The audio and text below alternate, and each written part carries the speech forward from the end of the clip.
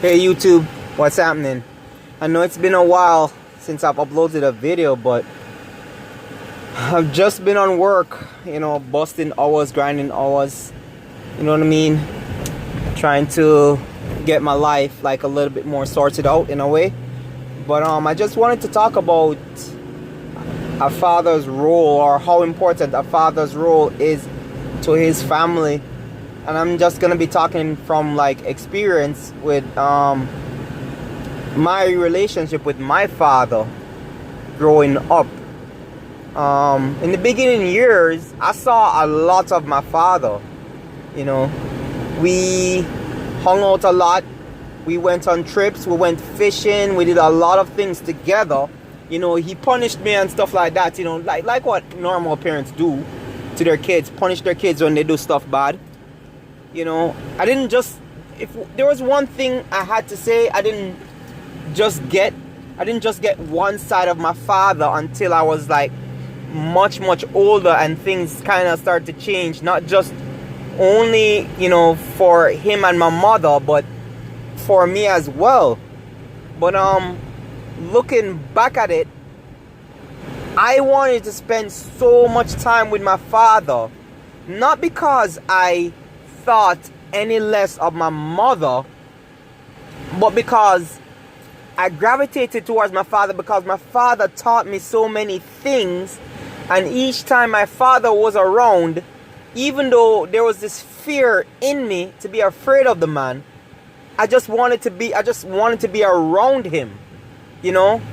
Like I wanted to be in the man's presence, because of the man's spirit was a very strong spirit.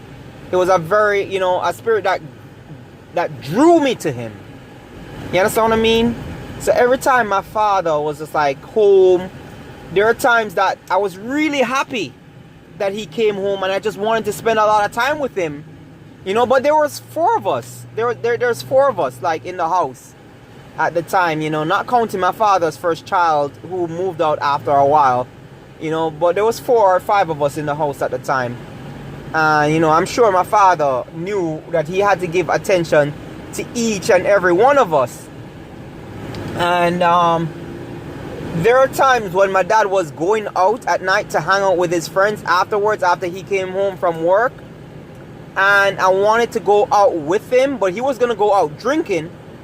So my mom would be like, oh, you can't go out with him because, this is like adult male stuff. But it bummed me out so bad that I could not get a chance to go out and hang with him, that I started to cry badly. Not because, I was a spoiled child or anything like that, but I just really wanted to be around my father, and I didn't get much attention from my father and stuff like that. And that's a manly thing to, basically, because I basically, growing up, I understand why my father was the way he was, or why he is the way he is, and why I sort of do some of the things that he does right now in my current relationship with my wife. But I'm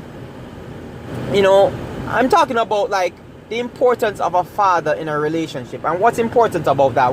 Let's talk about what's very, very important about a father in a relationship. Fathers are, like, even though we don't say it, fathers are very compassionate to their children. You understand? And compassion doesn't mean all this lovey-dovey soft stuff, but compassion falls on the side of understanding with sympathy and strength. You understand? I don't have to be weak and all, oh my goodness, to feel sorry for you, or to lift you up or uplift you.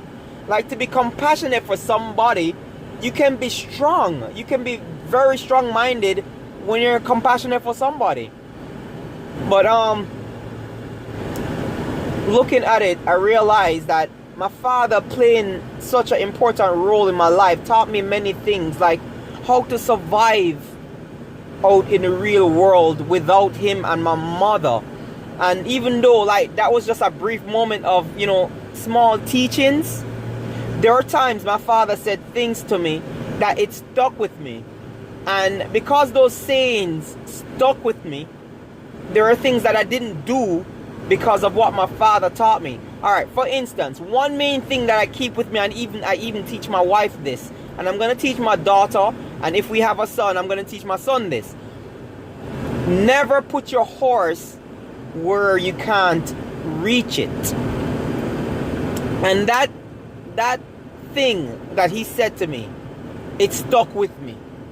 It stayed with me. He said it to me while I was very young, and I was purchasing a car, and I wanted to buy a car, a used car, but he wanted another car for me, and I wanted another car, like a much better car that I thought that was actually better, but my father knew better, and I had to, I did submit to the man and submit to his understanding of vehicles and understanding of stuff. But in your heart, even though you know what's right, you still desire and want stuff. So basically I was like, okay, you know what I mean? He said to me that day, Kermani, never put your horse where you can't reach it. And when he said that to me, immediately I submitted to the man. I submitted to his understanding. I submitted to his wisdom. I submitted to the man because I knew first and foremost, before I even challenged the man, I knew for a fact that my father knew what he was doing and that I was just being a selfish little brat. So anyway, I'm not counting some of the things he said to me, about, certain things about me being spoiled or whatever it is. But when he said that one line to me, that never put your horse where you can't reach it, I understood exactly what he said. And being a Christian man, I understood exactly how that could be in my Christian life, where, it's not just about covetousness. It is about living beyond your own means. God doesn't create stupid people, and God doesn't have people do and make dumb decisions in life, and then you're crawling back and crying to God and talking about how God must save you from yourself and stuff like that, when you could have made a better decision. Now, when my father told me this and it stuck with me, I realized something growing up, like coming up in my age now as a grown man, a middle-aged man. My father taught me many things, and then I remember these sayings, and I realized that my father did teach me some stuff that I didn't adhere to, and if I had adhered to them, I would have been a much better off man that I am today. But at the same time too, if I didn't have the teachings of God, most of all, I wouldn't be here either. So I give thanks to God most of all, and second to my father for the little teachings. When it got to my teenage years, my father basically, did some things that were not right. And I didn't see much of him anymore, but a lot of things that the man did and said and tried to do kind of stuck with me, and those were some very positive things. And looking at it now, I realize how important it is for children to have their fathers, because fathers are the teachers of the household. They teach not only their wives, but they teach their children as well.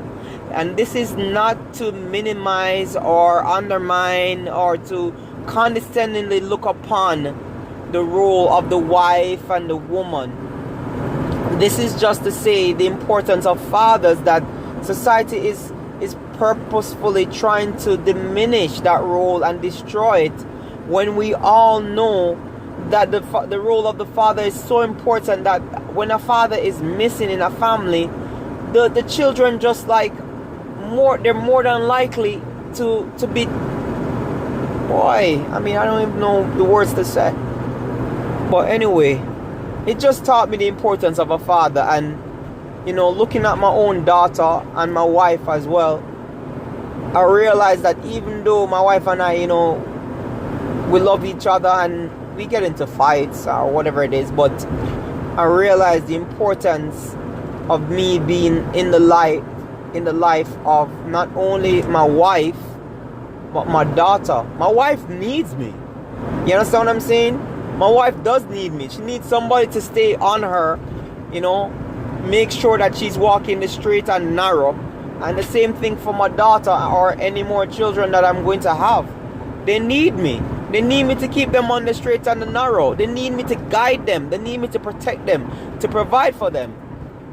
You know, the Bible does say that any man that does not provide for those of his own household is worse than an infidel. And we really need to think about that, people. There are men that are out there that are providing for their side pieces, but they're not doing anything for them wife or them children. And those men are scum. Those men are scum. Now, I'm not talking about men whose wives have run them out of their lives and done things to make them leave. And women, to be honest, women, this behavior thing, it cannot continue. This whole unwomanlike behavior cannot continue, because all it's doing is driving men to leave society. And we already see what's going on with a lot of these things. So my advice to any woman or all women out there who are acting as if they, you know, they don't need a man or they can provide on their own, just remember this: men created the economy, the jobs, the buildings, the electricity, the cars, the phones.